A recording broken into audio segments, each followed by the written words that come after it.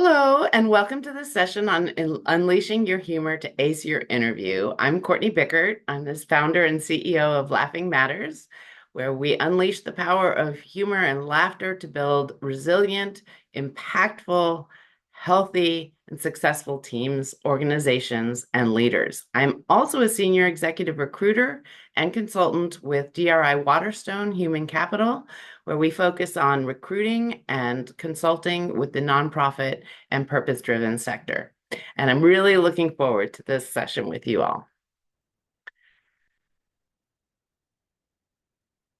As soon as my slides change. So what makes for a great interview? I love this. Besides caring too much, I'd probably have to go with kryptonite as one of the answers to that ever dreaded question of, so what are your weaknesses? So beside acing that question, what makes for a great interview? Well, you want to project confidence, competence, likability, trustworthiness, creativity, and you want to make a connection and leave an impression. So let's talk about why we're talking about humor and laughter in this context. I'm going to dive into some of the data out there that explains why and some of the science behind what happens when we express our sense of humor, tell a joke, hear a joke, and also when we laugh. So the data's there that having a sense of humor is empowering. It helps you to be more motivating. People see you as more competent, confident, and you can see it in this data here presented to you. Leaders with any sense of humor are seen as 27% more admirable and motivating. Managers with a sense of humor are rated by subordinates as 23% more respected. So think of the impression that that can have on the people who are interviewing you. So just to dive into the science for a few minutes, I could geek out about this forever, but just hearing a joke or appreciating a joke or telling a joke, expressing your sense of humor engages your entire brain and already gets you both thinking analytically as well as creatively, because you have to solve something that's incongruous, and emotionally as you start to react to either what you're thinking, seeing, hearing, or telling. So all of this is creating the kind of energy and empathy and curiosity and confidence that you want to have in an interview and display in an interview. And what happens when you're brain on laughter? I love this. These are actual MRIs of people's brains when they're laughing. Laughter is the only human emotion that engages all parts of our brain. Laughter, I just want to quickly, this is a very heavy slide, but it releases oxytocin, which is what makes connections between people and trust. It reduces our stress by reducing the cortisol. It releases dopamine and endorphins. It makes us more social and improves our cognitive function. It engages our emotional processing and our memory, and also makes us more innovative, helps us to create new connections, and it is contagious. So when you are sitting in that auditorium and somebody starts giggling and they can't stop, then you're giggling and you don't even know why. That's because laughter is contagious. And so if you're laughing or if you have a smile, we are mimickers biologically. So that other person, the person who's interviewing you or the panel that's interviewing you, they're going to have that reaction as well. And once you've laughed together, you have created a bond and a trust that is created in like nothing you can create just through simple words. And the good news is, I know people like to say, oh, I don't have a sense of humor. Actually, we all have a sense of humor.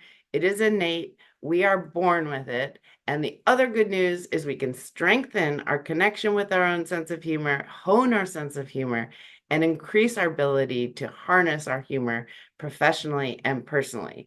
And having a sense of humor that all of us have, it doesn't mean we get everybody's sense of humor or everybody's jokes or find the same things funny.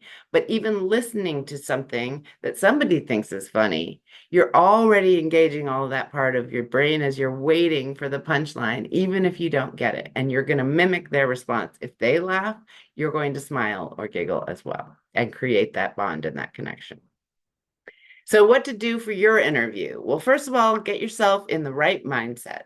And how do you do this? Think of something that made you giggle in the past or in the morning. Something funny happened in your house. Your kid said something funny. Your pet did something funny. I always find ads funny. There's one of somebody who says, "Oh, everything you put in the, you just open your fridge and put stuff in this blender and you'll have a very healthy lunch." And I'm thinking, well, they haven't looked in my refrigerator. Anything that's happened that's funny. Think of that before you go into your interview. Make yourself smile or giggle. Watch or listen to some funny things the night before and or the morning before your interview. They have found in studies that if you listen to something, when people, groups of people or individuals listen to or watch something funny, a comedic movie, a sketch, a comedian, before they try to solve a problem, before they go into a meeting, they are much more relaxed. They come up with more creative solutions. They are seen as more confident. And the reverse is also true. If you show someone something stressful, like a horror movie, or you show them, for some people, the news can be stressful, that has the opposite effect and creates demonstrable stress and anxiety, a closing of the mind, and the inability to think as clearly. So that's one thing. Secondly, remember, you bring the weather and you control the energy in the room. What does that mean? We call that in comedy school taking the mic.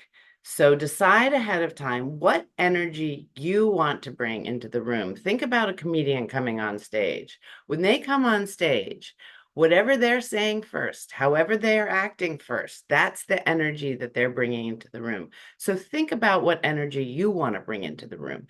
And that should be based on what's likable, believable about you, what you want to project, and what is relatable to the situation. So if you are a very serious person and you're a policy wonk and that's what you want to get across, then come with that energy, with that gravitas, with that seriousness. If you're much more the team builder and you're kind of like the camp counselor and you bring a lot of energy and you bring people together, come with that energy. And that's what you want to put forward at the very beginning. And wait until you speak and are ready to come out with that energy. So if you've dropped something, don't start by, oh, I've got to pick that up.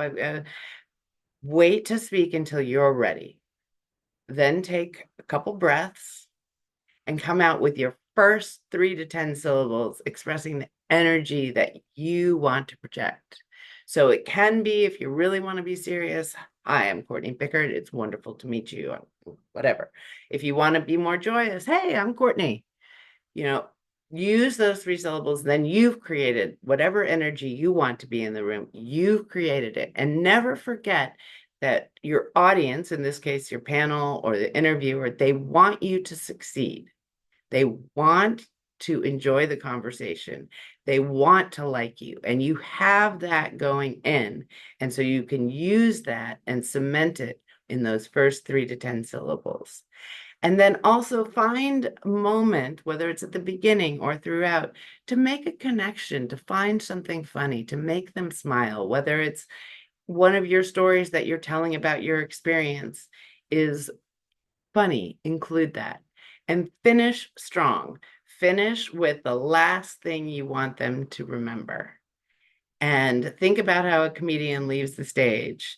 Their last punchline, "I'm Courtney Bickert," because they want you to remember their name, because that's their business. So think of the last thing you want them to remember, say it strong, and have fun. Because if you're having fun, they're having fun, because as I said, we're mimickers. So I wish you the very, very best in your career pursuits, in your upcoming interviews. And I really look forward to meeting some of you in my office hours. Thank you.